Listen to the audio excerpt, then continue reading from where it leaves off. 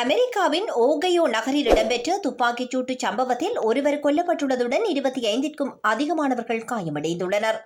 அக்ரோன் நகரில் இந்த துப்பாக்கிச் சூட்டு சம்பவம் இடம்பெற்றுள்ளது.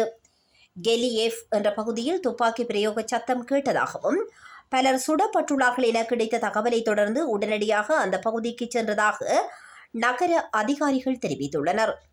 விசாரணைகள் இடம்பெறுகின்றன என்றும் இதுவரை சந்தேக நபர்கள் தொடர்பான தகவல்கள் கிடைக்கவில்லை எனவும் தெரிவித்துள்ள அதிகாரிகள் பொதுமக்களிடம் இருந்து விவரங்களை கோரியுள்ளனர்.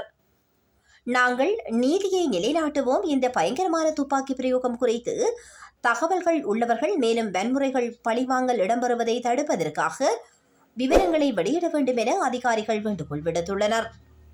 காயங்களுடன் பலர் மருத்துவமனைகளில் அவசர சிகிச்சை பிரிவுகளில் அனுமதிக்கப்பட்டுள்ளார்கள் என தகவல்கள் வெளியாகியுள்ளன.